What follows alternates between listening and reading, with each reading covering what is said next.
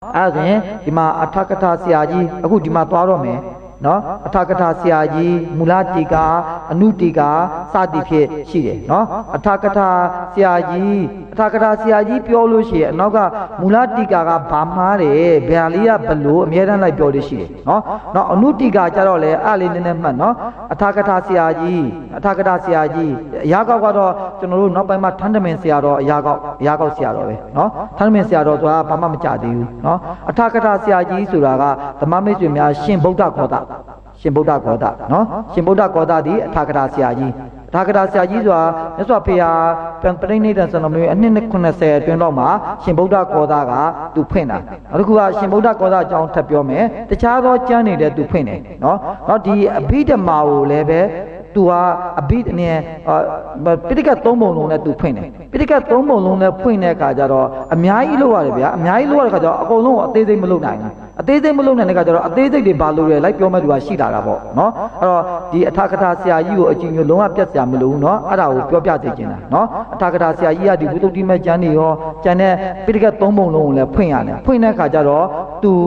ဒီမှာဖွင့်တာက3အုပ်လားမသိဘူးအဘိဓမ္မာပေါ်မှာ3အုပ်ထဲနဲ့သူဖွင့်ရတယ်နော်အဲ့တော့မူလတိကာကြတော့ကျွန်တော်တို့ရှင်အာနန္ဒာသူကနောက်တဲ့200လောက်မှထပ်ဖွင့်တာအဲ့တော့ဒီအထကထာဆရာကြီးဖွင့်တာဘာလို့လဲအထကထာကြီးကစေတသာရုပ်ကိုမကောက်ဘူးသူထပြောတယ်နော်ထပြောချင်းသူဒီအဘိဓမ္မာတစ်ခုတည်းကိုပဲသူကအသေးစိတ်ပြန်ဖွင့်တာသူ့ဒီကျွန်တော်တို့အရှိရပါလာမယ်တုတ်တန်ကိစ္စတွေဝိနည်းကိစ္စတွေသူဘာမှမဖွင့်ဘူးအဘိဓမ္မာကိုပဲအသေးစိတ်ပြန်ဖွင့်တော့ဒီဟာကိုအသေးစိတ်ပြန်ပြောနိုင်ပြီပေါ့ဥဆိုကြပါဆိုကျွန်တော်ရမိုက်အကြောင်းလာမင်းသိကြတယ်ဘာမှမဖြစ်ဘူးဘာမှမဖြစ်တာဘာဖြစ်လို့လဲသိလားဘာမှမသိလို့အဲ့လိုပဲပြောလို့ရမယ်နော်ပဋ္ဌာန်းကြောင့်မေးရင်တော့ကျွန်တော်လည်းပြောနိုင်မယ်ပေါ့နော်အဲ့တော့မူလတိကာစီယာကအဘိဓမ္မာပဲဖွင့်တယ်အဘိဓမ္မာကိုအုပ်40လောက်ဖွင့်တာနော်အုပ်40လောက်ဖွင့်တော့သူအသေးစိတ်ပြောနိုင်တာပေါ့အသေးစိတ်ရေးနိုင်တာပေါ့နော်အဲ့ဒါဆိုလို့ရှိရင်အထာကထာဆရာကိုလည်းအကြည်ညိုမပြတ်ပါနဲ့မူလတိကာဆရာကိုလည်းအကြည်ညိုမပြတ်ပါနဲ့အနုတိကာဆရာတော့သူကမူလခုနအထာကထာဆရာကြီးဘက်ကိုနည်းနည်းလေးလိုက်ပြောတယ်နည်းနည်းလေးလိုက်ပြောပြီးတော့အထာကထာဆရာကြီးကဒီလိုသဘောကျဒါလေးပဲဖွင့်တာပါဒါမူလတိကာလည်းမမှားကြောင်းနော်အထာကထာကြီးကိုလည်းသူကညာကြီးပြောကြောင်းအဲ့လိုလေးသူကလိုက်ရေးတယ်နော်အဲ့ခါကျရင်ကျွန်တော်ကအထာကထာကြီးကဘယ်လိုပြောတယ်အထာကထာမှာဒါပဲပါတယ်အဲ့ဒါမျိုးလေးတွေရှိတဲ့ခါကျရင်လည်းအထာကထာဆရာတော်ကိုအကြည်ညိုမပြတ်ဖို့ရေးကြည့်တယ်နော်အထာကထာဆရာမူလတိကာကဒါပြောပြန်တယ်မူလတိကာပြောတာကိုအနုတိကာဒါပြောပြန်နေဆိုရင်ဒီပုဂ္ဂိုလ်အရှင်မြတ်ကြီးတွေကကျွန်တော်တို့ရဲ့ကျေးဇူးရှင်တွေပဲကိုးကွယ်ရတယ်ပဲအဲ့ဒါလေးလည်းသိထားသိခြင်းတယ်နော်အဲ့တော့ဒီမှာအထာကထာဆရာကြီးကပါကောက်တယ်ဆိုတဲ့အခါကျတော့ပိစ္ဆုတ်တာယမှာဇေယျမှာကြည့်တတ်မှဆိုရင်မျိုးအဖြစ်ထုတ်ပြတဲ့မှာပထမဇေယျကိုကြည့်လို့ရှိရင်ကုသိုလ်ကကုသိုလ်အားကျေးဇူးပြုသောအမှတ်လေးမှာတဲ့အာရမဏသဟဇာတဥပနိတိယဒါကိုကျွန်တော်တို့ကဟိုပထမသံဃာနာသင်ဆရာတော်တွေလည်းပြောတယ်အထာကထာဆရာတော်လည်းပြောတယ်ဆိုပေမဲ့အဲ့မှာပစ္စည်းရေကောက်တဲ့ခါကျရင်အမှန်ကပစ္စည်းရေ20ဖြစ်ကမှာခုနကကျွန်တော်ပြောပြီးပါပြီကောက်လိုက်တဲ့ခါကျရင်20ခုတကယ်ကောက်ကြလို့ရှင်လဲ20ဒါပေမဲ့အထာကထာကအဲ့နေရာမှာ19ပဲကောက်သွားပြီးတယ်တဲ့19ပဲကောက်သွားပြီးတယ်နော်ဒါပေမဲ့အထာကထာ19ကောက်ရတဲ့အကြောင်းကိုလည်းအောက်ပိုင်းမှာနည်းနည်းလေးမှတ်ထားခဲ့လိုက်အဲ့ဒါလေးမှတ်ထားပြီးလို့ရှင်အထာကထာဘာဖြစ်လို့19ကောက်တာလဲပြောရင်အဲ့ဒါလေးပြောပြလိုက်ရင်ရပြီနော်ကျန်တဲ့ကိစ္စကတော့ကျွန်တော်ပုံမှန်ပဲကောက်သွားမယ်မူလတိကာဆရာကပိစ္ဆုတ်တာယဇေယျဆိုတာတဲ့ပစ္စယုတ်တာယပစ္စယဥဒ္ဒါယပစ္စယုတ်တာယဇေယျဆိုတာနာခိတုပစ္စည်းတတတစ်ခုတည်းကောက်တာမဟုတ်ဘူးတဲ့မူလတိကာအထာကထာကြီးကအဲ့မှာ20ဖြစ်ရမှာ19ပဲကောက်သွားတာသူကဟေတုဖြုတ်ထားခဲ့တာဟေတုပြုတ်ထားခဲ့တဲ့ခါကျတော့ तू ကအဲ့မှာ19ပဲကောက်သွားတယ်နော်အဲ့တော့နာခေတုမှုတဲ့ကြောင့်မလို့ तू ကဟေတုကိုဖြုတ်လိုက်တယ်အဲ့ဒါနာခေတုတက်ကောက်ခြင်းမဟုတ်ဘူးတဲ့ပဋ္ဌာန်းတကြံလုံးကောက်ခြင်းဖြစ်တဲ့ကြောင့်အဲ့နေရာမှာ20ကောက်ပေးရမယ်တဲ့20ကောက်ပေးရမှာဓမ္မမိတ်ဆွေများလည်းတောင်းလောက်နေ20ကောက်ပေးရမယ်ဆိုတာသိသွားလိမ့်မယ်သိသွားတဲ့ခါကျတော့အထာကထာဆရာကြီးဘာဖြစ်လို့19ကောက်တာလဲအဲ့တတလေးကိုကျွန်တော်ကပြန်ရှင်းရမယ်နော်အဲ့ဒါဆိုရင်ဟေတုဓမ္မောဟေတုတဓမ္မတာအာရမဏပစ္စေနာပစ္စယောတဟဇာတပစ္စေနာပစ္စယောဥပနိတယပစ္စေနာပစ္စယောတဟဇာတမှာဟောရတဲ့ကြောင့်မလို့ပစ္စုဒ္ဒါယရဲ့လက္ခဏာဒီပစ္စည်းတစ်ခုတည်းနဲ့တာရင်ဆိုင်တာမဟုတ်ဘူးအားလုံးနဲ့လည်းဆိုင်တဲ့ကြောင့်မလို့ဟေတုကိုကျင့်စရာမလိုဘူးတဲ့နော်အဲ့ဒါကမူလတိကာပြောတာနော်အထာကထာဆရာကဘာဖြစ်လို့19ကောက်ကတာလဲအထာကထာ19ကောက်တာလဲခုနကကျွန်တော်ကုကိုကျွန်တော်ကောက်ပြပြီးပြီနော်ကုကိုကောက်ပဲဆိုလို့ချင်းပစ္စုဒ္ဒါယပစ္စည်းအနေနဲ့ကောက်မဆိုရင်ဘယ်လောက်ရမလဲ3ရမယ် နော်ကမျိုးပစ္စည်းရရသမျှတွင်23ရမယ်အဲ့တော့24ပစ္စည်းတရားဆိုလို့ရှိရင်20ရမယ်အဲ့ဒါကိုမှကျွန်တော်လည်းနည်းနည်းကောက်တက်အောင်ရင်ပြောထားတယ်ဆိုတော့ကောက်တက်နေတယ်နော်အဲ့တော့အထာကရာဆရာကြီးမိတ်ဆွေချက်မှာနဲ့ကုတလောဓမ္မောအဲ့နေရာမှာစာလေးမှားနေရနော်ကုတလောဓမ္မောအကုတလတဓမ္မတာကုတလောဓမ္မောမှန်တယ်ကုတလောဓမ္မောကုတလတဓမ္မတာအာရမဏပစ္စေနာပစ္စယောတဟဇာတပစ္စေနာပစ္စယောဥပနိတယပစ္စေနာပစ္စယောရေပထမအချက်မှာတဲ့ပထမတစ်ချက်မှာအာရမဏတပစ္စည်းတဲ့ယူတယ်တဲ့အာရမဏတပစ္စည်းတဲ့ယူတယ်တကယ်တမ်းယူရမှာကျွန်တော်ဘယ်နှပစ္စည်းယူရမှာလဲကုဆိုလို့ရှိရင်10ပစ္စည်းရှိတဲ့ထဲက3ပစ္စည်းယူရမယ်နော်ကျွန်တော်3ပစ္စည်းဆိုတာအာရမဏတတိုင်းနဲ့ကြည့်အောင်နော်အာရမဏတတိုင်းမှာအာရမဏမှာလည်းကုရှိတယ်အဓိပတိမှာလည်းကုရှိတယ်ဥပနိတယမှာလည်းကုရှိတယ်ဒါပေမဲ့အထာကရာဆရာကြီးကဘယ်နှပစ္စည်းပဲယူလဲတပစ္စည်းပဲယူတယ်တဲ့နော်နောက်တစ်ခါသဟဇာတမှာလည်း15မျိုးရှိတဲ့ထဲက तू ကဘာအမှန်မှာသဟဇာတ15ပစ္စည်းထဲမှာကျွန်တော်ကုမရတာဗမာပဲမရတာလေဝိပါကနဲ့ဝိပယုတ်တမှာမရတာဒီမှာအထာကရာဆရာကြီးကဘု து မှမရဘူးလို့ပြောလဲဟေတုပါမရဘူးလို့ပြောတယ်နော်အမှန်မှာတော့အထာကရာဆရာကြီးအဲ့ချိန်မှာကောက်လိုက်တဲ့ तू ရေးပြလိုက်တာနာခေတုတက်ဖြစ်သွားလို့နေတွေ့နော်အမှ तू ဟေတုပါဖြုတ်လိုက်တယ်တဲ့အဲ့တော့ကြောင့်မလို့သဟဇာတ15ပစ္စည်းမှလည်းဘယ်လောက်ပဲရမလဲ12ပစ္စည်းပဲရယူတယ်တဲ့နော်ဥပနိတယတွင်အနန္တရူပနိတယကိုတိကျမပြပဲဥပနိတယ6မျိုးဥပနိတယ6မျိုးဆိုတာဓမ္မမိတ်ဆွေများဥပနိတယ2ထုတ်2ဆင့်ထုတ်တယ်လို့ကျွန်တော်ပြောတယ်လေအနန္တရူပကိုထုတ်မှဆိုရင်ဘယ်နှပစ္စည်းလဲ9ပစ္စည်းပကတုပကိုထုတ်မှဆိုရင်2ပစ္စည်းဆိုတော့အလုံးပေါင်း9ပစ္စည်းအဲ့ဒါကိုပြောတာနော်ဥပနိတယ6မျိုးမှာဥပနိတယအတွက်အာရမဏဓိပတိအာရမဏုပနိတယအဲ့ဒါကိုလည်းယူလိုက်တော့3မျိုးနော်နကနိကကမ္မကကုမရတဲ့ကြောင့်မလို့ဥပနိတယအနန္တရာသမန္တရာအာတိဝနာနတ္ထိဝိကတ6ပစ္စည်းကိုယူတယ်တဲ့အဲ့ဒါကြောင့်မလို့သူရေတွက်တဲ့16ပစ္စည်းဆိုတာကအာရမဏမှာက1ပစ္စည်းတဟဇာတမှာကဟေတုရဲ့ဝိပါကကဝေပြုတ်တကလျှော့လိုက်တော့12ပစ္စည်းနောက်တစ်ခါဥပနိတယမှာက6ပစ္စည်းပေါင်းလိုက်လို့ရှိရင်အလုံးပေါင်း16ပစ္စည်းပဲရတယ်အဲ့ဒါလေးကတော့ချွင်းချက်နေနဲ့မှတ်ကြမယ်နော်ကျွန်တော်ကောက်တက်တဲ့နီးနဲ့မဟုတ်ဘူးနော်အဲ့ဒါကြောင့်မို့အဲ့ဒါကိုချွင်းချက်နေနဲ့မှတ်ထားမယ်မှတ်ထားပြီးတော့အထာကထာကြီး16ပစ္စည်းရကြောင်းကောက်ပြပါဆိုရင်အဲ့ဒါကိုကောက်ပေးရနော်အဲ့တော့အမှန်မှာတော့မူလတိကာကဟေတုကိုကျင့်စရာမလိုပါဘူးတဲ့ဒါသူပစ္စယုတ်တာရဆိုတာ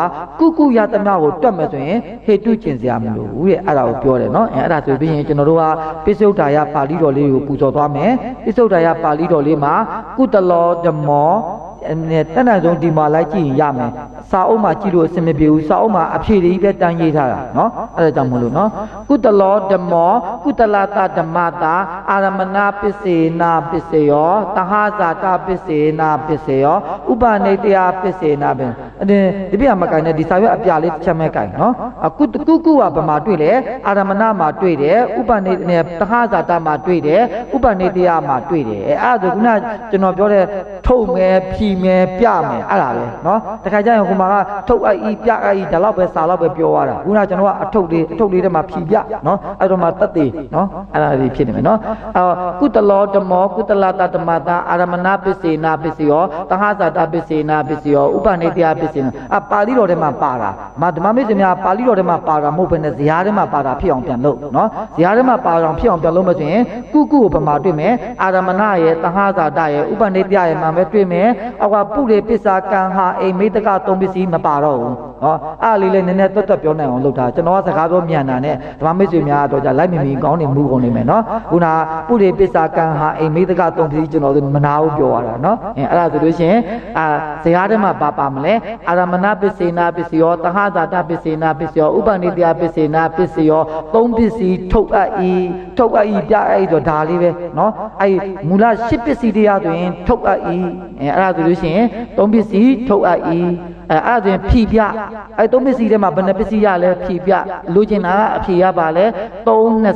23အလွတ်လည်းမမှတ်ထားပါနဲ့ကျွန်တော်တောင်းပန်နေနော်အလွတ်မမှတ်ထားနဲ့နော်ဒီရမှတွတ်တက်အောင်လုပ်ပါအဲ့တော့ဒီ23ပစ္စည်းရကြောင်းအာရမဏကိုဖြီပြ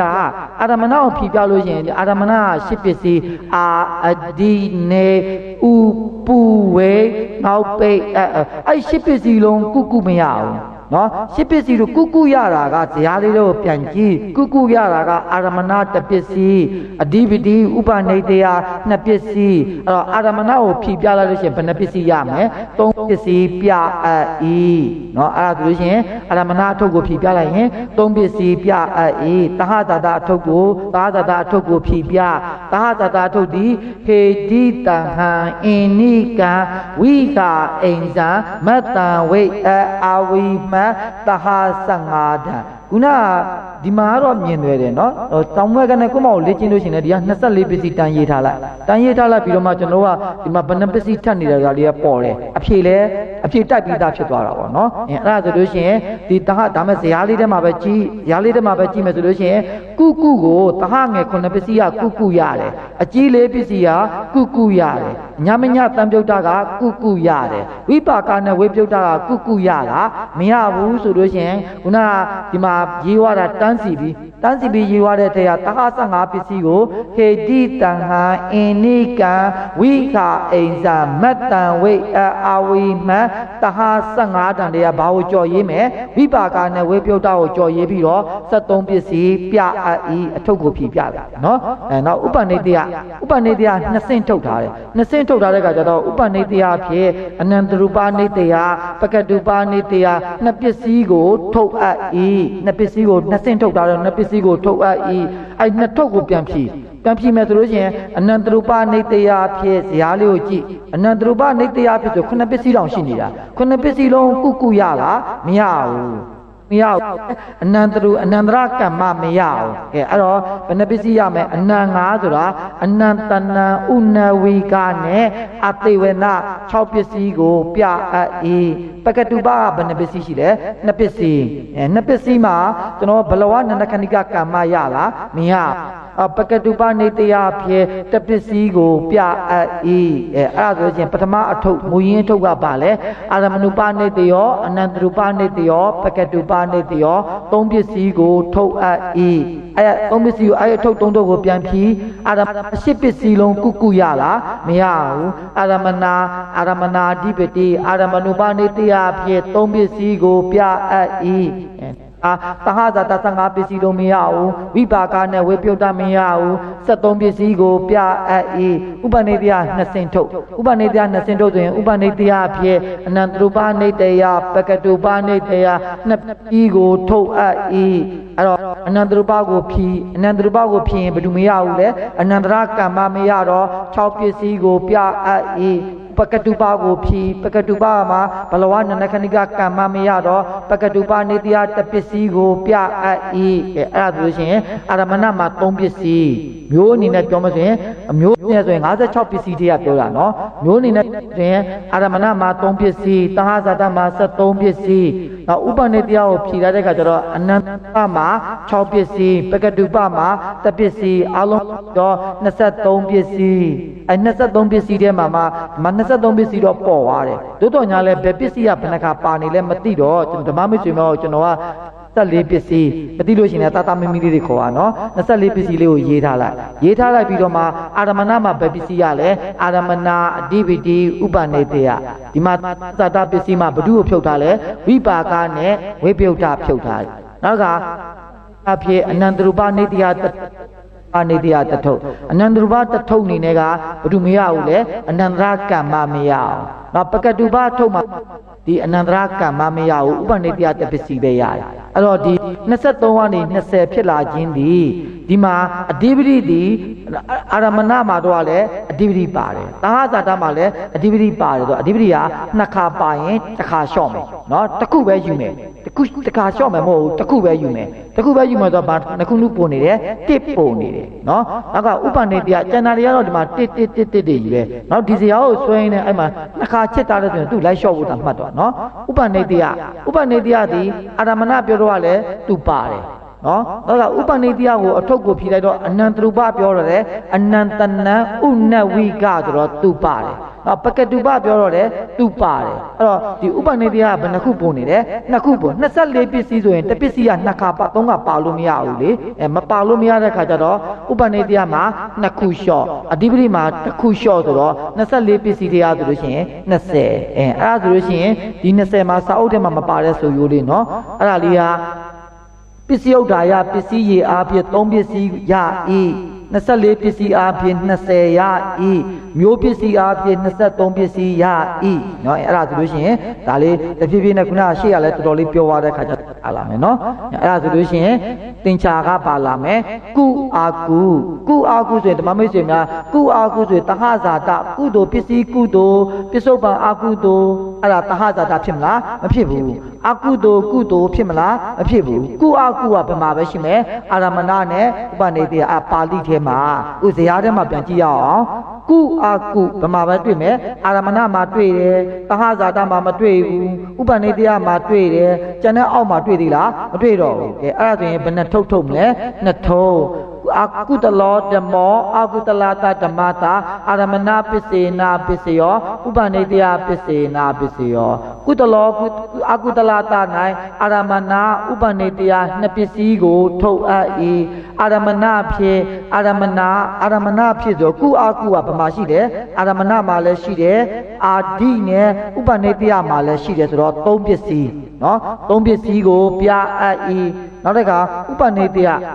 ယကဖြည့်စရာရှိတာဖြည့်အောင်နော်ဖြည့်စရာရှိတာဖြည့်အောင်ဆိုပေမဲ့အနန္တရူပမှာကုအာကုရှိလားနာနေဇက်တိုက်ပြတ်သွားမှာစဉ်းစားကြည့်ပထမဇောအကုသိုလ်ဒုတိယဇောအကုသိုလ်အနန္တရာဖြစ်မလားမဖြစ်ဘူးအဲ့တော့ပကတုပမှာတော့ရှိတယ်နော်ပကတုပမှာတော့ရှိတယ်ဆိုလို့ရှိရင်ပကတုဥပနိဒေယဖြစ်ပကတုပနိဒေယတပစ္စည်းကိုပြအပ်၏အဲ့တော့အာရမဏုပ3ပစ္စည်းပကတုပတပစ္စည်းဆိုမျိုးအဖြစ်4ပစ္စည်းဒါမဲ့ဒီမှာ3ပစ္စည်းရလာကြောင်းဝင်လေဒီလိုလေးကြီးမှရမယ်နော်အဲ့တော့အာရမဏုပဖြစ်အာရမဏဖြစ်အာရမဏပစ္စယောဖြစ်ဘယ်နှပစ္စည်းရလဲအာရမဏအဓိပတိဥပနိဒေယဥပနိဒေယပစ္စေနာပစ္စယောဖြစ်ဥပနိဒေယအဲ့မှာဥပနိဒေယကနှစ်ခါပါနေတော့24ပစ္စည်းပဲရေတွက်မယ်ဆိုရင်ဥပနိဒေယကိုတစ်ခုလျှော့ပြီးတော့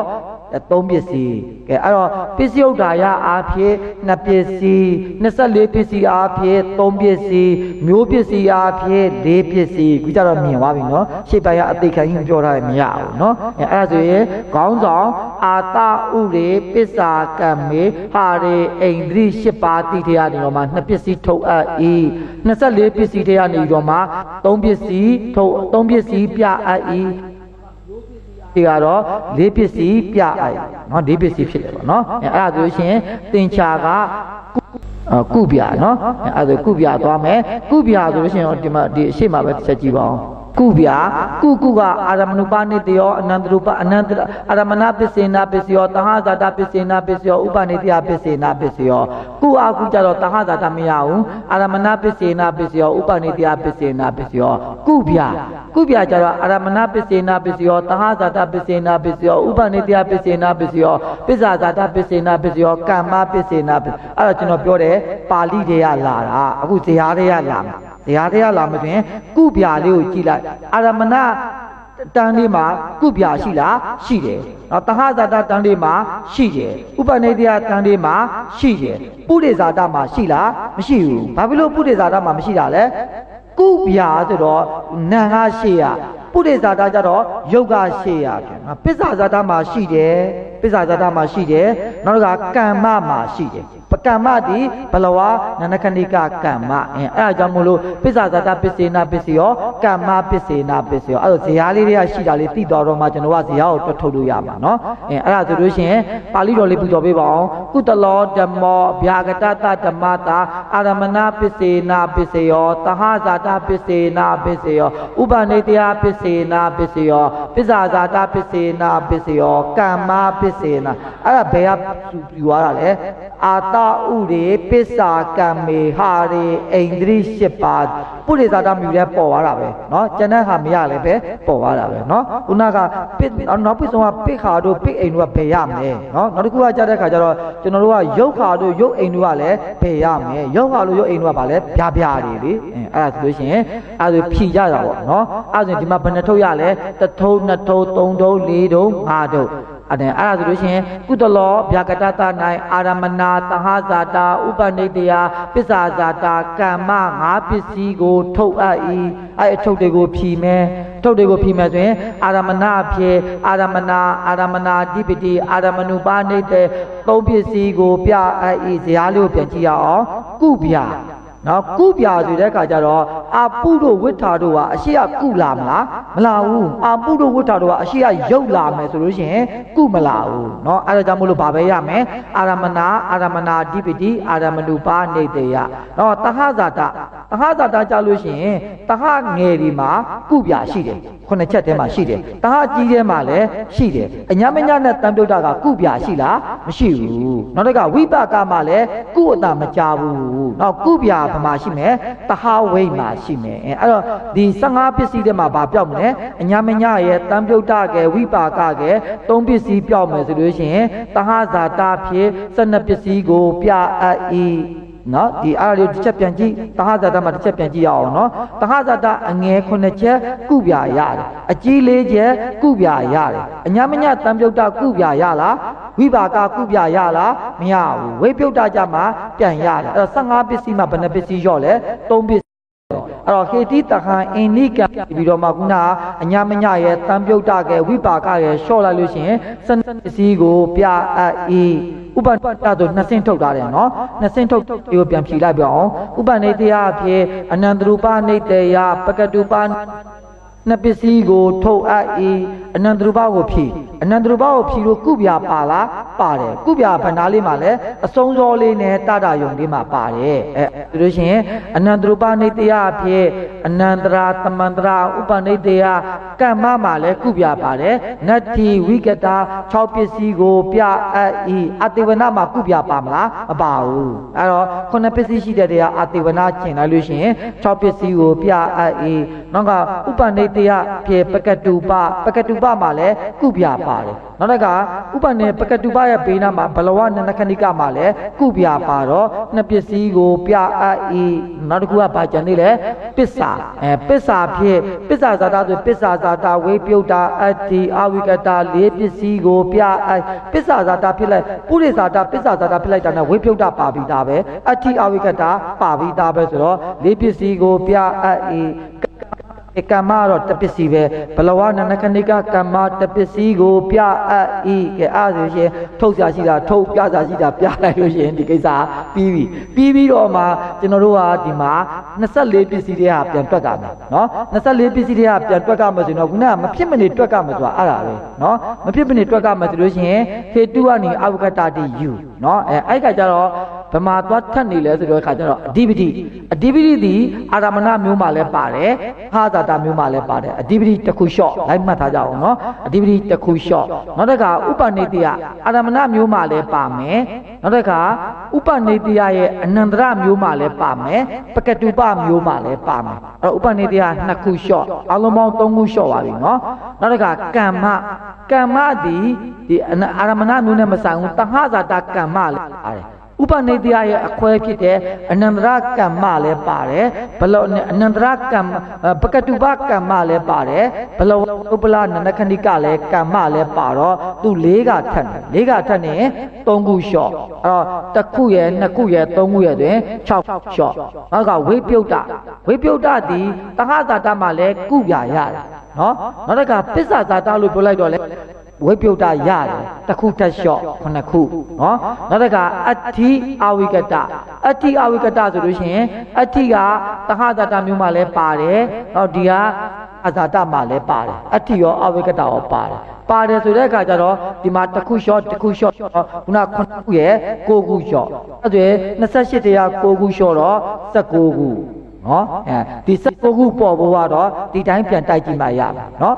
ဆရာမကြီးရေးရတာဘောဒီမှာထပ်နေတာမဟုတ်ကျွန်တော်ကဒီဟာလေးနဲ့တင်ကောက်မြန်သွားတယ်နော်အဲ့ဒါဆိုလို့ရှိရင်အာရမဏအဓိပတိထပ်နေတာလေးကိုပြန်ကြည့်ရအောင်သူ့မောက်သူတော့လိုက်ထဲလိုက်လို့ရှိရင်အဆင်ပြေရောလေနော်အဲ့ဒါဆိုလို့ရှိရင်အထုပ်လေးတွေကိုဖြည်းပြန်ပြကြည့်ရအောင်အာရမဏဖြစ်အာရမဏအဓိပတိဥပနိတေယသဟဇာတာဖြစ်ဝိပါကလျှော့ကုပြဆိုတော့ဝိပါကလျှော့နော်ကအညာမညာတံပြုတ်တာလျှော့ဆိုတော့12ပစ္စည်းသဟဇာတာ15ပစ္စည်းမှာ3ခုလျှော့တော့12ပစ္စည်းအဲ့ရနေပြီးတော့ဥပနိတေယကိုအနန္တရမျိုးနဲ့ပြောအနန္တရ9ပစ္စည်းရှိတဲ့ထဲမှာအာတိဝနပဲပြတ်တယ်ကျန်တဲ့6ပစ္စည်းရမှာနော်နောက်တစ်ခါပကတုပကဘာရမယ်ဥပနိတေယကကမ္မရေရမှာနော်နောက်တစ်ခါပစ္ဆာဇာ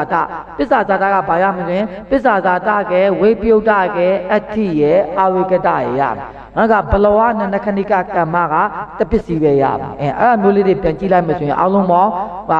လိုက်ပို့နေတာက6ကလိုက်ပို့နေတယ်ဆိုတော့28တရား6နှုတ်တော့19ရမှာအဲ့တော့ဒီ19ပေါ်ဖို့အဲ့တိုင်းတွက်မှရမှာနော်အဲ့ဒါထုတ်အပ်ဤပြအပ်ရတော့အလေးကျင့်နေဖြစ်သွားမယ်နော်အဲ့ဒါရင်ကုပြာဆိုရင်အဲ့တင်ချာဗမာပဲရလဲတဟကြီးနဲ့အငယ်ရဲ့ကိုယ်ပိုင်တင်ချာကြွားပြီနော်အခုကိုယ်ပိုင်ကြွားဒါငါပဲပိုင်နေတဲ့ငါပဲပိုင်တာတော့ဇရာထဲလိုက်ကြည့်လိုက်ရအောင်နော်အာရမဏနဲ့ဥပနိတေယမှာအဲ့လိုနှလုံးသွဲတွေမရှိဘူးအဲ့တော့ဗမာရှိမလဲသဟဇာတမှာရှိအဲ့တော့ဒီကုပြာလေးကိုအောက်ကိုတန်းဆွဲချကြည့်လိုက်ပါဦးဘယ်နားမှာရှိသေးလဲဗမာမှမရှိတော့ဘူးအကုပြာလေးလည်းဗမာမှမရှိတော့ဘူးဆိုတဲ့ခါကျတော့ဒီကုပြာလေးဘ누구ပိုင်နဲ့တင်ကြလဲ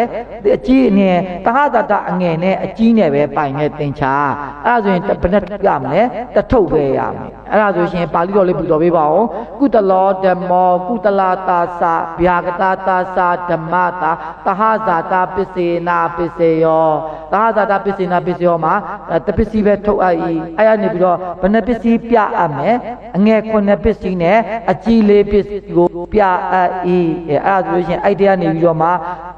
ဟေတိတဟံအနိက15ပစ္စည်းရေးပြီးတော့မှညာဝိတံဝိတ်ကိုနှုတ်ပေးလိုက်အဲ့ဒါဆိုရင်17ပစ္စည်းကိုပြအပ်ဤအဲ့ဒါဆိုဒီမှာကြွားတာဒါကြွားတာကုဒီဘယ်သူပဲပိုင်တယ်အာရမဏနဲ့ဥပနိတေယပဲပိုင်တယ်နောက်ကကုပြာကုပြာဒီဘယ်သူပဲပိုင်တယ်တဟကြီးတဟကြီးပဲပိုင်တယ်နောက်တစ်ခါကုပြာကုပြာဒီဘယ်သူပဲပိုင်တယ်တဟပုရိမိတ္တကပဲပိုင်တယ်အဲ့ဒါနေရောအကုသလပရကိုသွားမယ်အကုဒီခုနကုနဲ့တူတူပါပဲ revision ပေါ့နော် revision လေးပြန်လုပ်လိုက်ပေါ့နော်အဲ့ဒါအကုဒီမှာပါဠိတော်လေးတိုင်းပူတော်ပေးပါအောင်အကုတလောဓမ္မောအကုတလတာဓမ္မတာအာရမဏပစ္စေနာပစ္စယောသဟဇာတာပစ္စေနာပစ္စယောအနေတရားပစ္စေနာပါဠိတော်တွေကလာတာဇရာတွေကသွားမယ်ဇရာတွေကသွားမှဆိုရင်အကုဒီအာရမဏပစ္စေနာပစ္စယောသဟဇာတာပစ္စေနာပစ္စယောဥပနိတေယပစ္စေနာပစ္စယောပုရိပစ္စာရုပ်တစ်ဖက်ခြေကနေလိုက်နောက်ကနေလိုက်ဘာမှလုပ်လို့မရတော့ဘူးအဲ့တော့အကုမှာပုရိပစ္စာကံဟာအိမိတက3ပစ္စည်းကောင်းမှုအောင်ပြောသေးတာနော်အဲ့ဒါတွေကမရတော့အာရမဏပစ္စေနာပစ္စယောသဟဇာတာပစ္စေနာပစ္စယောဥပနိတေယပစ္စေနာပစ္စယောအာရမဏပစ္စေနာပစ္စယောအာရမဏ10ပစ္စည်းလုံးအကုရမလားမရဘူးရုပ်ရှိရနေတဲ့ပစ္စည်းတွေမရအောင်အဲ့တော့ဗမာရမယ်အာရမဏအဖြစ်အာရမဏအဓိပတိဥပနိတေယ3ပစ္စည်းကိုပြအပ်ဤသဟဇာတမှာလဲကျွန်တော်တို့ကဝိပါကဆိုတာအကုရမလားမရဘူးဝိပယုတ်တဆိုတာအကုရမလားမရဘူးဒါအဲ့ဒါကိုမကိုအလွတ်ပြောလိုက်တာဇရာလေးတစ်ချက်ပြန်ကြည့်ပါဦးအကုဝိပါကမှာအကုမရှိဘူးဝိပယုတ်တမှာအကုမရှိဘူးအဲ့ဒါခါကျတော့ဒီဝိပါကနဲ့ဝိပယုတ်တနဲ့ဖြုတ်ပြီးတော့73ပစ္စည်းကိုပြအပ်ဤဥပနိတေယဆို2ဆင့်ထုတ်တာနော်ဥပနိတေယအဖြစ်အနန္တရူပနိတေယပကတုပနိတေယ2ပစ္စည်းကိုထုတ်အပ်ဤအဲ့တော့မှအနန္တရူပကိုပြန်ဖြီးပကတုပကိုပြန်ဖြီးအနန္တရူပကိုပြန်ဖြီးမယ်ဆိုရင်အကုရတယ်အကုကနဲ့အနန္တရကဘယ်နှပစ္စည်းရှိလဲ9ပစ္စည်းပစ္စည်းမှာအနန္တနာဥတေကယာနဝိက5ပစ္စည်းရလိုက်ရင်အတွဲလိုက်5ပစ္စည်းရတယ်အတိဝနာကရတယ်မရတာဘူးကမရတယ်ကမ္မကမရဘူးကမ္မ1ပစ္စည်းဆိုတော့6ပစ္စည်းကိုပြအပ်ဤပကတုပက2ပစ္စည်းပကတုပ2ပစ္စည်းမှာဥပနိတေယဖြစ်1ပစ္စည်းကိုပြအပ်ဤအဲ့ဒါဆိုလို့ရှိရင်အလုံးပေါင်းပေါင်းလိုက်မယ်ဆိုလို့ရှိရင်23 3ရယ်73ရယ်6ရယ်1ပေါင်းလိုက်ရင်23အထုပ်လေးဘယ်နှ နဲ့ထုတ်လဲ3ထုတ်မျိုးအားဖြင့်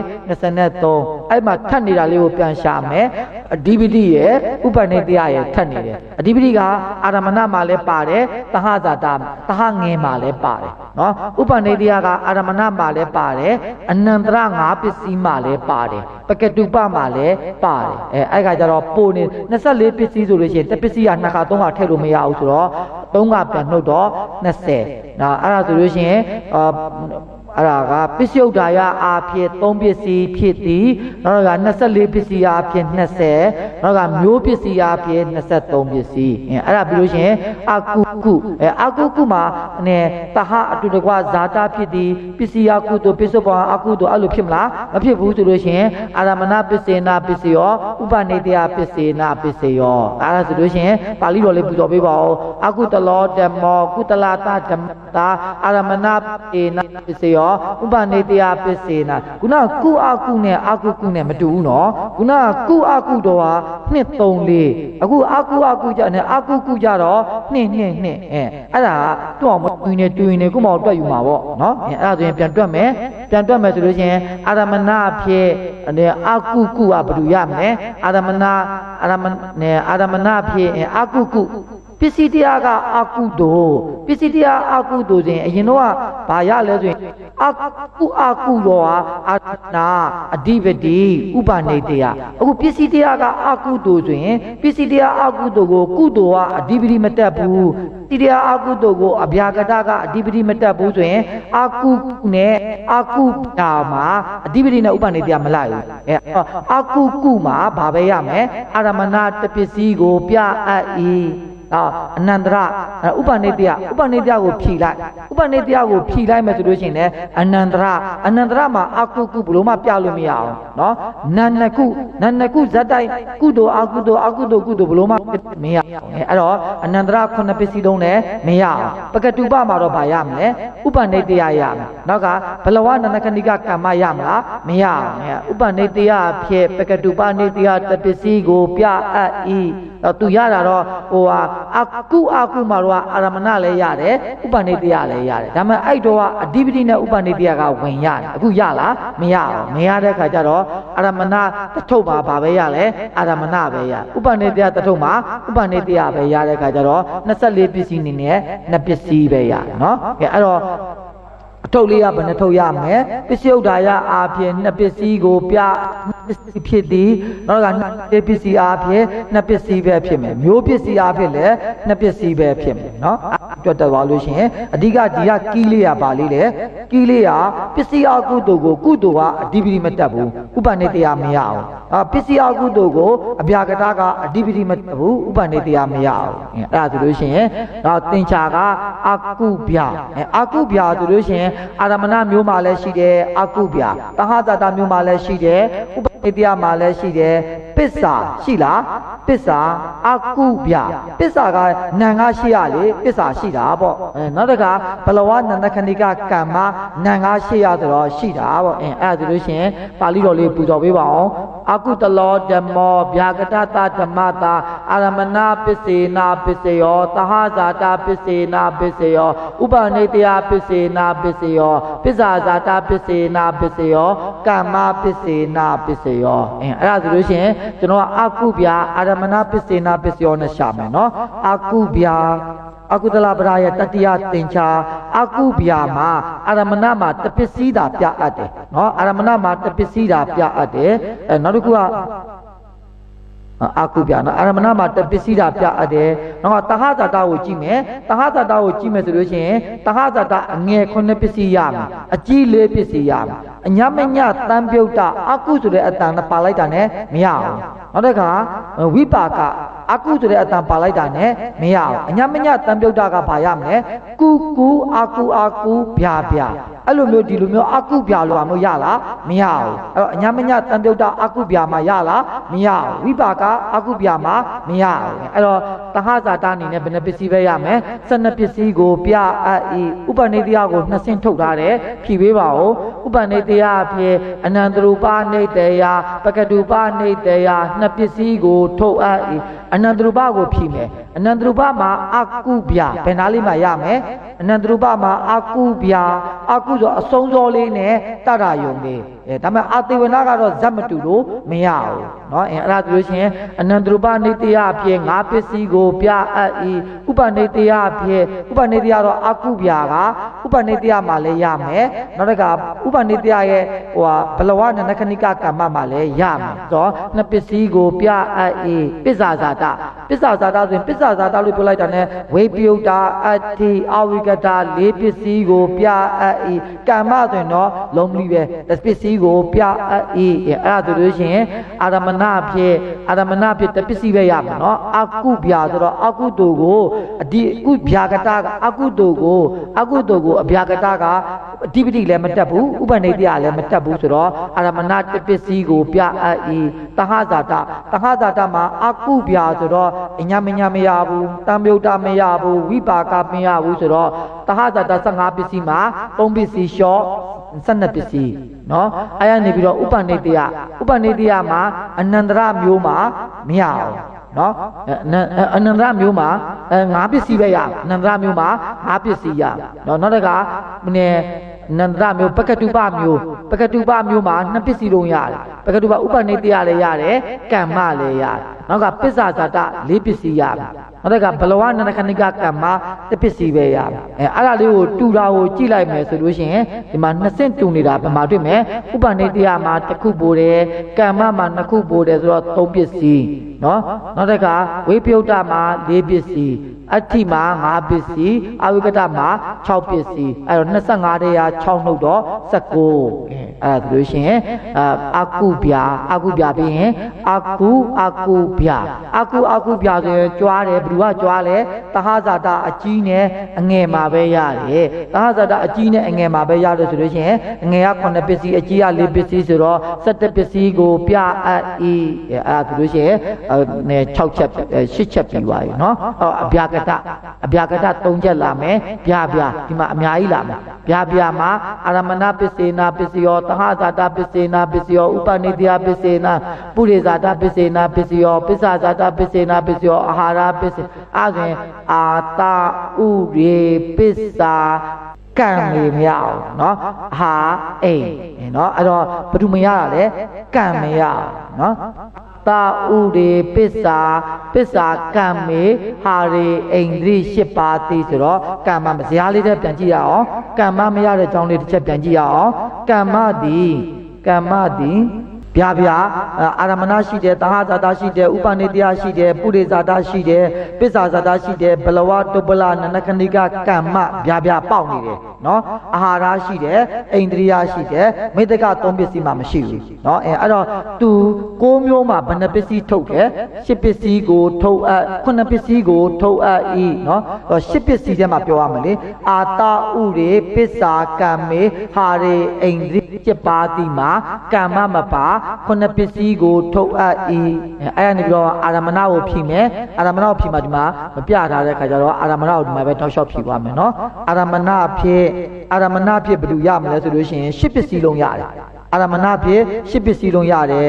ပြန်စီကြည့်အောင်เนาะအာရမဏသင်္ချာ9ချက်မှာဗျာပါတယ်เนาะနောက်တစ်ခါအာဒီအာရမဏုပနိတယသင်္ချာ9ချက်မှာလည်းဗျာပါတယ်နောက်တစ်ခါအာပုဝဋ္ဌမှာ5ပစ္စည်းအာပုဝဋ္ဌမှာ5ပစ္စည်းဟာအာပုရိဇာတကေနေတယကေဝေပယုတ်တကေအဋ္ဌိယေအာဝိကတယေ5ပစ္စည်းမှာလည်းဗျာပါတယ်အဲ့တော့သူ10ပစ္စည်းနောက်ကတဟဇာတ15ပစ္စည်းလုံးတဟဇာတကိုဘယ်လိုခွဲရလဲအငယ်9အကြီး4အညာမညာတံပြုတ်တာဝိပါကဝိပယုတ်တာအဲ့လိုမျိုးခွဲထားလဲပဲအကုန်လုံးဗျာပါတယ်နော်နောက်တစ်ခါအနန္တရအဲ့ဆိုရင်15တခါရှေဝအာတိပါနေပြီပေါ့နော်အနန္တရ9ပစ္စည်းမှာအနန္တရကမ္မမှာဗျာမပါဘူးအနန္တရကမ္မပါဠိတော်လေးပြီးတော်ပြပါအောင်မက်စေတနာကဖို့ဆိုတော့ဗျာမဟုတ်ဘူးဟောအဲ့တော့အနန္တရကမ္မတစ်ခုပျောက်သွားပြီနောက်တစ်ခါပကတုပနေတယဗျာပါတယ်ဘလဝနနကနိကာကမ္မဗျာမပါဘူးနော်အဲ့တော့ကမ္မတစ်ပစ္စည်းလုံး24ပစ္စည်းမှာကမ္မတစ်ခုမှမရသေးဘူးတစ်ခုမှမရသေးဘူးမဟုတ်ရထားတာရှိတယ်ဘယ်မှာရတာလဲတဟဇာတကမ္မမှာရထားတယ်နော်အဲ့ဒါဆိုလို့ရှိရင်ပုရိဇာတဗျာပါတယ် ပုရိဇာတဗျာဗျာပါလို့ရှိရင်ဘယ်နှပစ္စည်းလဲ6ပစ္စည်းပစ္ဆာဇာတဗျာဗျာပါတယ်ပစ္ဆာဇာတဗျာပါလို့ရှိရင်4ပစ္စည်းပစ္ဆာဇာတဖြစ်လိုက်တာနဲ့ဝိပယုတ်တာအတ္တိအဝိကတဖြစ်တယ်လေနော်အဲ့ရနေပြီးတော့မှဘလဝနန္တကနိကကမ္မဗျာဗျာမရှိဘူးအာဟာရအိန္ဒြိယဗျာဗျာပဲ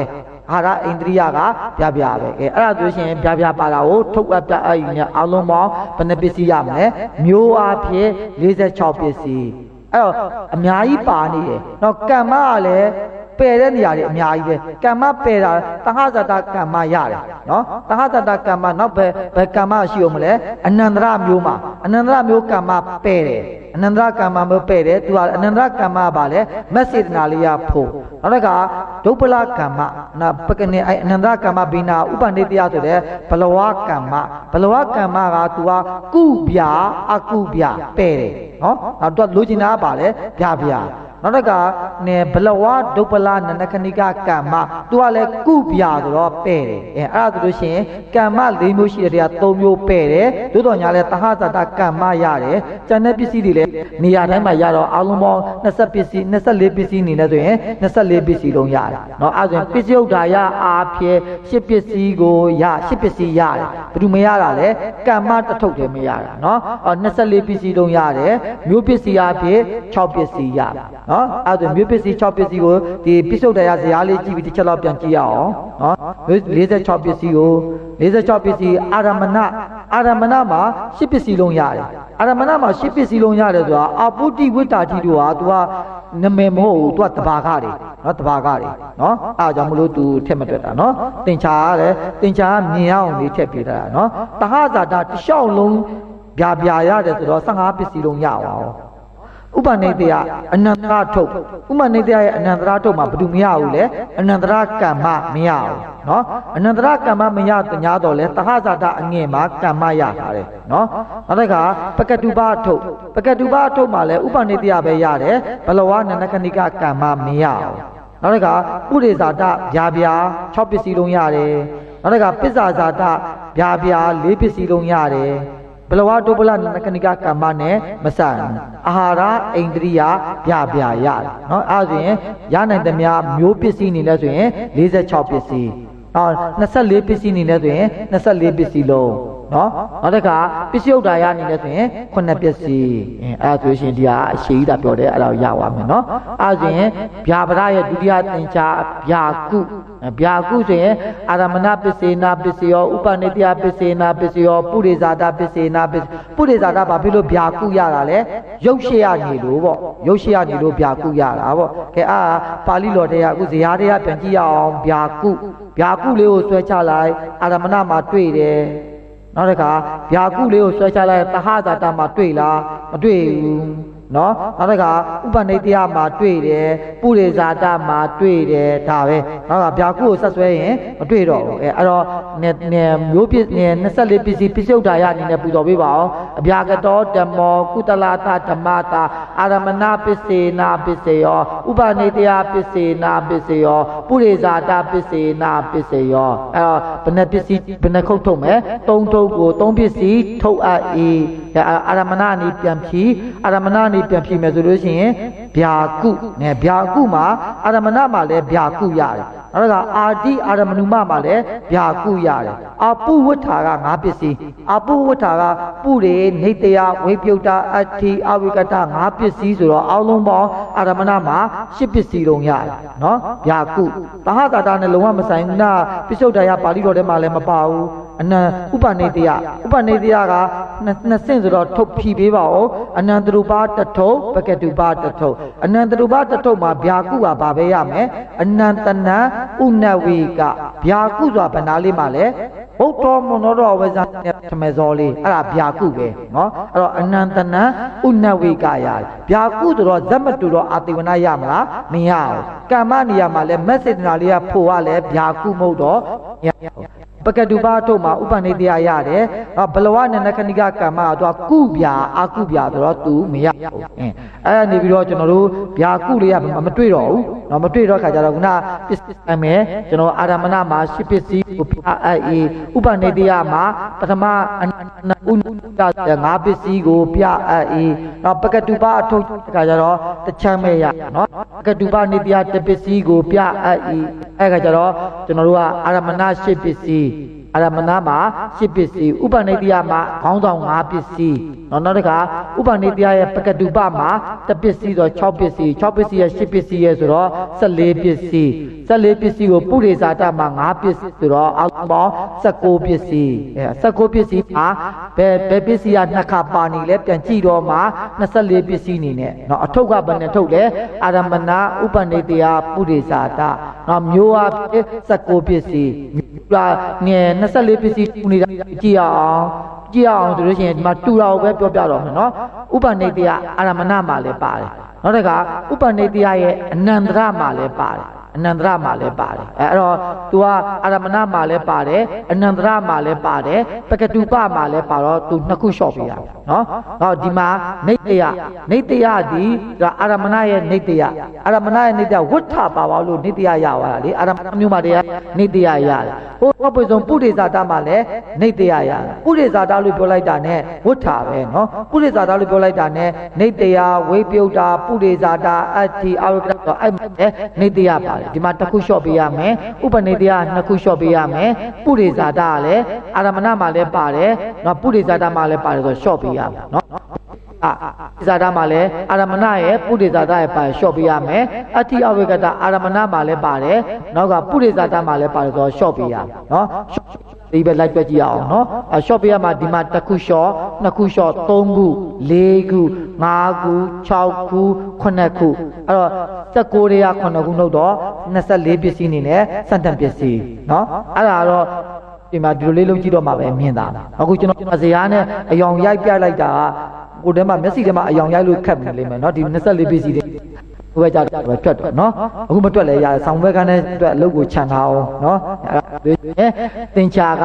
ဗျာအာကုအာဟာရချိန်တော့နည်းနည်းလေးကြော်နေဒါပြီးအောင်လုပ်မှတတ်မှာနော်အဲ့ဒါဗျာအာကုဆိုလို့ရှိရင်ဟိုဇာလေးထဲမှာဒီမှာတော့ပါဠိတော်ကအာရမဏဥပနိတယပုရိဇာတ3ထုတ်နော်ဇာမှာဗျာအာကုကိုကြည့်လိုက်အောင်ဗျာအာကုအာရမဏမှာတွေ့တယ်သဟဇာတမှာမတွေ့ဘူးဥပနိတယမှာတွေ့တယ်ဗျာအာကုဆိုတော့ပုရိဇာတမှာတွေ့သေးတယ်အောက်ပိုင်းမှာတွေ့သေးလားမတွေ့တော့ဘူးအဲ့ဒါဆိုလို့ရှိရင်အာရမဏပစ္စေနာပစ္စယောဥပနိတယပစ္စေနာပစ္စယောပုရိဇာတပစ္စေနာပစ္စယောကဲမနာတစ်ချက်ပြန်ကြည့်ရအောင်ဗျာအာကုဒီပုတိဝတ္တာတိကိုထက်မတွက်နဲ့နော်အလုံးပေါင်းအာရမဏမှာ10ပစ္စည်းပဲဖြစ်တယ်အဲ့တော့အာရမဏမှာ10ပစ္စည်းကိုပြအေးသဟဇာတနဲ့မဆိုင်ဘူးအနန္တရမှာအနန္တနာဥနဝိကမှာ5ပစ္စည်းကိုပြဥပနိတယကို2ဆင့်ဖြည့်နော်ဥပနိတယဖြစ်အနန္တရူပနိတယပကတုပနိတယနှစ်ခုထုတ်အေးအဲ့မှာအနန္တရူပနိတယဖြစ်အနန္တနာဥနဝိက5ပစ္စည်းကိုပြအေးပကတုပနိတယဖြစ်ဥပနိတယတပစ္စည်းကိုပြအေးအဲ့ဒါပြီးပါအောင်နော်အဲ့ဒါနေပြီးတော့ပုရိဇာတလို့ရှိရင်အိန္ဒြိယမပါဘူးเนาะ5ပစ္စည်းမူရင်းပုရိဇာတ5ပစ္စည်းပဲပုရိဇာတဆိုရင်နေတယဝိပယုတ်တာပုရိဇာတအတ္တိအဝိကတ5ပစ္စည်းကိုပြအေးပေါင်း19ပစ္စည်းအဲ့ဒီကနေပြီးတော့တူတာလေးတွေပြန်ဖယ်မယ်ဆိုလို့ရှိရင်ဒီမှာဥပနိတယအာရမဏမှာလည်းပါတယ်နောက်တစ်ခါဥပနိတယမှာလည်းပါတယ်နောက်ပကတုပမှာလည်းပါတယ်နှစ်ခုလျှော့ပေးပေါ့เนาะနေတယကအာရမဏမှာလည်းပါတယ်ပုရိဇာတမှာလည်းပါတယ်ပုရိဇာတကလည်းအာရမဏမှာလည်းပါတယ်ပုရိဇာတမှာလည်းပါတယ်ဝိပယုတ်တကလည်းအဲ့လိုပဲအာရမဏနဲ့ပုရိအတ္တိအဝိကတအာရမဏမှာလည်းပါတယ်ပုရိဇာတမှာလည်းပါတယ်နှစ်ခုလျှော့နေတာလေးကိုပြန်လျှော့ပေးလိုက်အောင်နော်တစ်ခုနှစ်ခုသုံးခုလေးခုငါးခု6ခု9ခု19တာ9ခုနှုတ်လို့ရှိရင်24ပစ္စည်းအဖြစ်12ပစ္စည်းကို12ပစ္စည်းရနော်အဲ့ဒါချင်းကျွန်တော်ဒီ4ချက်ပဲကြံပါတော့တယ်ကုပြ2ချက်အကုပြ2ချက်ဒီနေရာလေးမှာမူလပဋ္ဌာန်းဆရာတော်ရဲ့ယူဆချက်လေးတွေနဲ့ပွဲနေတာလေးတွေရှိတယ်နော်အဲ့တော့ကျွန်တော်တဘာကဇေယျတဲ့အတိုင်းကိုအရင်သွားမယ်သွားပြီးတော့မှအမှန်ရတာဘာဆိုတာမျိုးပြောမယ်နော်အဲ့ဒါဆိုလို့ရှိရင်ကုပြမိတ္တက အဖြစ်ချင်းတဟဇာတံပုရိဇာတံ၍ဟောပါလိမ့်မယ်တဟဇာတံပုရိဇာတံလို့ဟောတဲ့ခါကျတော့မိတ္တကဆိုတော့တဟဇာတံပုရိဇာတံအဲ့တော့ကျွန်တော်တို့ကဒီပစ္စယုဒ္ဓါယဇရာပစ္စည်းအနေနဲ့ဘာကောက်ပြီလဲဆိုရင်ပါဠိတော်ကပစ္စယုဒ္ဓါယပါဠိတော်မှာကုတလောစဗျာကတောစဓမ္မကုတလတာဓမ္မတာတဟဇာတံပုရိဇာတံအဲ့တော့ကုတလဗျာကတောကုတလတာ၌တဟဇာတပုရိဇာတမိတ္တကနှစ်ပစ္စည်းကိုပြအပ်၏အဲ့တော့ကုဗျာကုတဟဇာတမှာရှိလား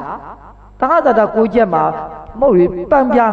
ပံပြား၃ချက်ရှိတယ်ခုနတည်းကကျွန်တော်စသဝုံပြောသွားတယ်အာရမဏကဗျာရှိရ၃ချက်နောက်တစ်ခါတဟဇာတကဗျာနောက်က၃ချက်အဲ့တော့ဒီမှာ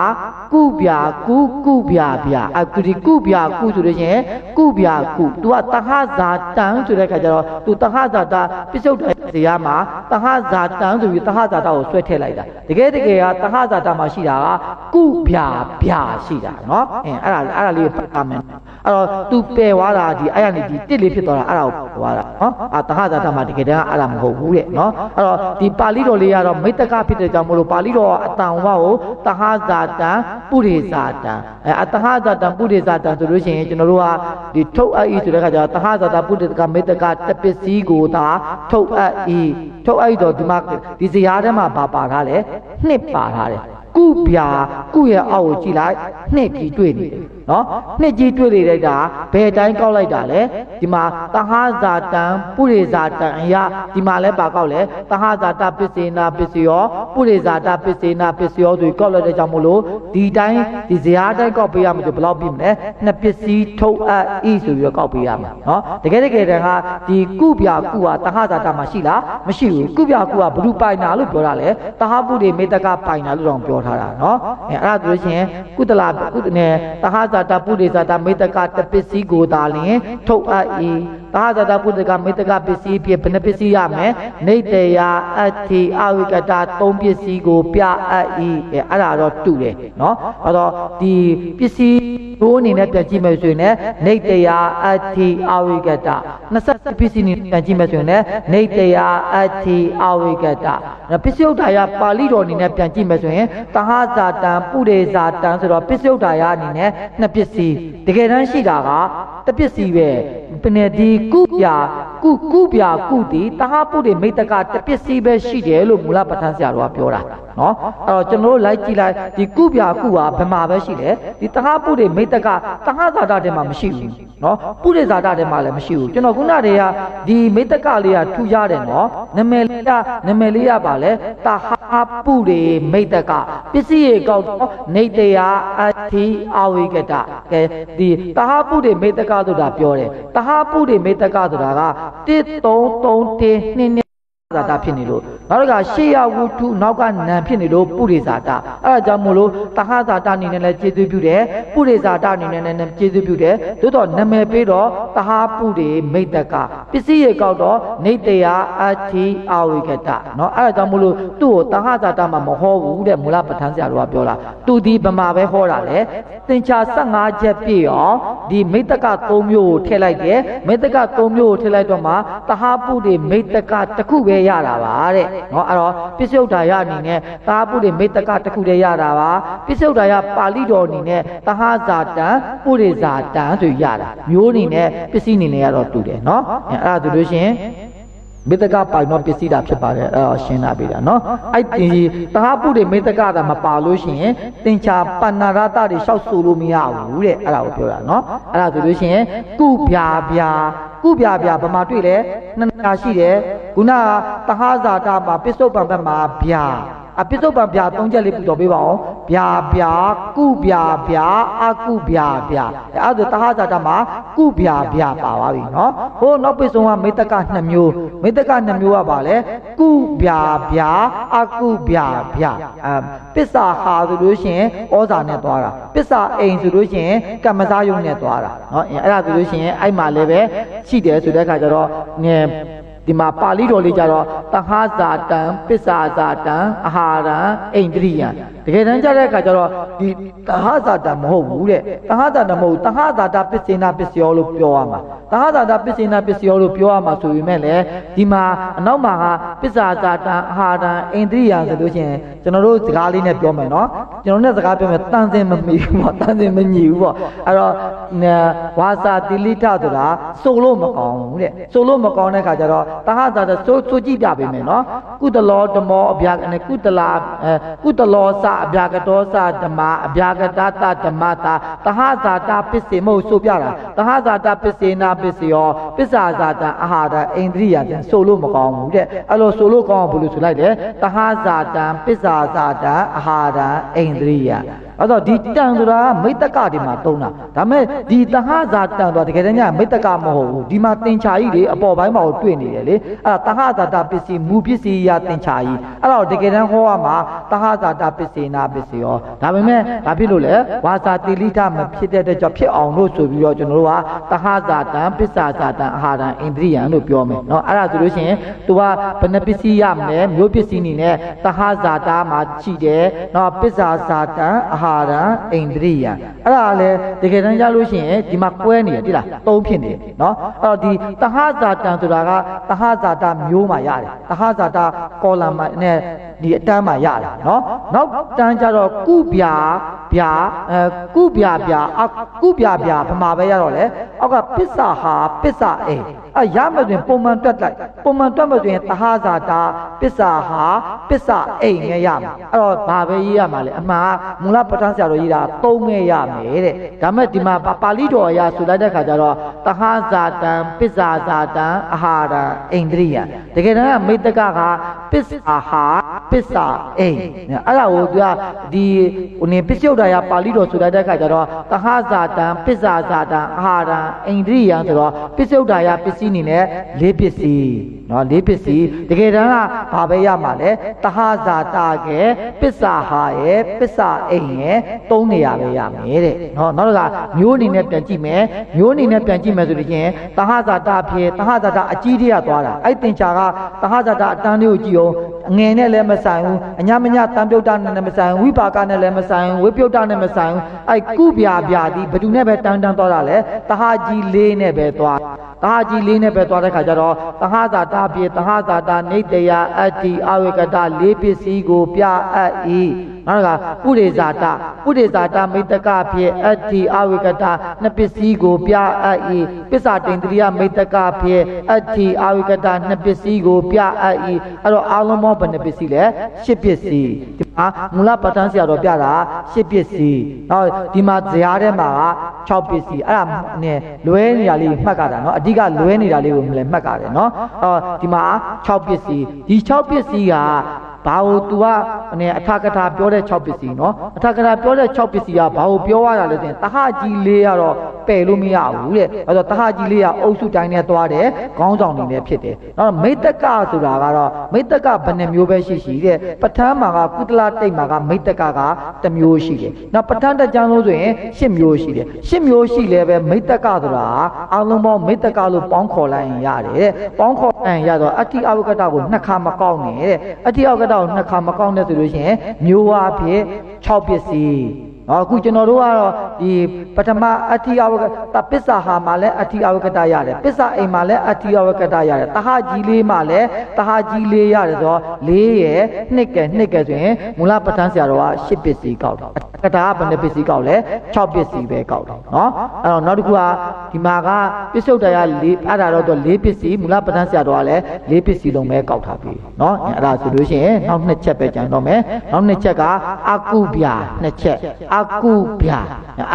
ဆိုရင်တဟဇာတံပုရိဇာတံအကုဗျာတဟဇာတံပုရိဇာတံကု ဗျာကုဗျာကုအကုဗျာအကုအဲ့တော့ကုဗျာကုအကုဗျာအကုဒီဘယ်လိုပိုင်တာလဲတဟပုရိမိတ္တကပိုင်တာတဟပုရိမိတ္တကပိုင်တာဆိုမူလပဋ္ဌာန်းဆရာတော်ကပြောမယ်တပစ္စည်းပဲကောင်းမယ်ထုတ်အပ်ဤဆိုလို့ရှိရင်တပစ္စည်းဒါမဲ့ဒီမှာဆိုရိုးမှာကနှစ်ပစ္စည်းမှာကဒီမှာမိတ္တကဖြစ်နေကြမလို့တဟဇာတံပုရိဇာတံဖြစ်နေကြမလို့နှစ်ပစ္စည်းထုတ်အပ်ဤနောက်ပစ္စည်းရအားဖြင့်တဟဇာတံပုရိဇာတံဆိုရင်နေတရာအတ္တိအာဝိကတာ၃ပစ္စည်းနော်မျိုးအဖြစ်လဲ၃ပစ္စည်းနောက်24ပစ္စည်းအဖြစ်လဲ၃ပစ္စည်းနော်နောက်တစ်ခါအကုဗျာအကုဗျာဆိုတဲ့ခုနအတိုင်းပဲအကုဗျာဒီခုနပံဗျာဆိုတာတဟကြီး၄မှာလည်းရှိတယ်ပစ္စာဟာမှာလည်းရှိတယ်ပစ္စာအိမ်မှာလည်းရှိတယ်ခုနသူလည်းပဲအတန်လေးဆိုလို့ကောင်းအောင်လို့တဟဇာတပစ္စေနာပစ္စယောလို့မဆိုဘဲနဲ့တဲ့တဟဇာတံပစ္စာဇာတံအာဟာရဣန္ဒြိယဖြစ်တဲ့ကြောင့်မို့လို့ပစ္စုဒ္ဓါယ၄ပစ္စည်းထုတ်လိုက်တယ်တကယ်တည်းဟာပစ္စုဒ္ဓါယကဘာလဲတဟကြီးရယ်ပစ္စာဟာရယ်ပစ္စာအိမ်ရယ်၃ပစ္စည်းပါပဲတဲ့နောက်တစ်ခုကကြားတဲ့ခါကျတော့မျိုးပစ္စည်းအနေနဲ့ကောင်းမှဆိုရင်တဟဇာတအကြီးလေးက၄ပစ္စည်းနောက်ပစ္စာဟာက2ပစ္စည်းပစ္စာအိမ်က2ပစ္စည်းဆိုရင်အလုံးပေါင်း6ပစ္စည်းဒီမှာအထာကတာဆရာတော်ကြီးကတော့သူဒီမိတ္တကဆိုလို့ရှိရင်အဋ္ဌိအဝနဲ့ပစ္စာဟာပစ္စာအိမ်လို့မပြောနဲ့တော့တဲ့အဋ္ဌိအဝကတပါမမိတ္တကကလည်းအဋ္ဌိအဝကတပါမမိတ္တကဖြစ်တယ်အဲ့တော့အဋ္ဌိအဝကတပါပဲကောက်လိုက်တော့တဲ့အဲ့တော့အလုံးပေါင်း6ပစ္စည်းမျိုးအနေနဲ့ပြောမယ်ဆိုရင်တဟကြီး၄မှာလဲ24ပစ္စည်းအနေနဲ့ပြောမယ်24ပစ္စည်းအနေနဲ့ပြောမယ်ဆိုလို့ရှိရင်နေတေတဟဇာတာနေတေယအဋ္ဌိအဝိကတခုနမိတ္တကရတာလဲအဋ္ဌိအဝိကတအဋ္ဌိအဝိကတဆိုရင်14ပစ္စည်းအနေနဲ့ပြောမယ်ဆိုရင်တော့အလုံးပေါင်းက404ပဲရှိမယ်တဲ့နော်အဲ့ဒါဆိုလို့ရှိရင်ဒီဟာလေးပူဇော်ပြီးတော့တစ်ချက်ပြီးအောင်နော်မို့ဆိုရင်မစားတော့ဘူးနော်မေတ္တာလေးလည်းပို့ခြင်းနေပြီပို့နေတာမဟုတ်ဘူးပို့ခြင်းနေမေတ္တာပို့ပြီးစားမှာဟုတ်နော်အဲ့ဒါဆိုလို့ရှိရင်ကုတလောဓမ္မောကုတလတာဓမ္မတာအာရမဏပစ္စေနာပစ္စယောတဟဇာတာပစ္စေနာပစ္စယောဥပနိတေယပစ္စေနာပစ္စယောကုတလောဓမ္မောအကုတလတာဓမ္မတာအာရမဏပစ္စေနာပစ္စယောဥပနိတေယပစ္စေနာပစ္စကုတလောဓမ္မောအဗျာကတတဓမ္မတာအာရမဏပစ္စေနာပစ္စယောတဟဇာတာပစ္စေနာဥပနိတေယပစ္စေနာပစ္စယောပစ္စာဇာတာပစ္စေနာပစ္စယောကမ္မပစ္စေနာပစ္စကုတလောဓမ္မောကုတလတာသအဗျာကတတသဓမ္မတဟဇာတာပစ္စေနာပစ္စယောအကုတလပဒလည်းတူတယ်နော်တူတော့ကျွန်တော်တို့ကဗျာ၃ချက်ကိုပူဇော်မယ်အဗျာကတောဓမ္မောအဗျာကတတဓမ္မတာအာရမဏပစ္စေနာပစ္စယောတဟဇာတာပစ္စေနာဥပနိတေယပစ္စေနာပစ္စယောပုရိဇာတာပစ္စေနာပစ္စယောပစ္စာဇာတာပစ္စေနာအာဟာရပစ္စေနာပစ္စယောဣန္ဒြိယပစ္စေနာဗျာကုတော့ရုပ်ရှိရောက်သွားတော့ပုရိသတာပါလာပြီနော်ဗျာကုအဗျာကတောဓမ္မောကုတလတာဓမ္မတာအာရမဏပစ္စေနာပစ္စယောဥပနိတေယပစ္စေနာပစ္စယောပုရိသတာပစ္စေနာပစ္စယောအဗျာကတောဓမ္မောအကုတလတာဓမ္မတာအာရမဏပစ္စေနာပစ္စယောဥပနိတေယပစ္စေနာပစ္စယောပုရိသတာပစ္စေနာပစ္စယောနောက်တစ်ခါကုဗျာ2ချက်အကုဗျာ2ချက်ကုဗျာပဲပူတော်လိုက်တော့နော်ကုတလောစအဗျာကတောစဓမ္မာကုတလတာဓမ္မတာတဟဇာတံပုရိဇာတံကုတလောစအဗျာကတောစဓမ္မဗျာကတတဓမ္မတာတဟဇာတံပစ္စာဇာတံအာဟာရဣန္ဒြိယံအဲ့ဒါဆိုလို့ရှိရင်ကျွန်တော်တို့ဒီပစ္စုဒ္ဓါယဇရာလေးရောဒီဆိုရိုးက15ချက်ရှိတာเนาะအဲ့ဒါလေးကိုယ့်မောက်ကိုလေးလည်းနည်းနည်းလေးပြန်ကြံစထားပါအောင်ဒီမှာတော့ရတယ်ကိုယ့်မောက်ကိုပြန်မတွေးဘူးဆိုလို့ရှိရင်ပျောက်သွားနိုင်တယ်เนาะအဲ့ဒါကြောင့်ကိုယ့်မောက်ကို2ခါလောက်တွေးတာစောင်းပဲခိုင်းလိုက်ကြမှာတစ်ခါတွေး3ခါလောက်ပဲတွေးเนาะ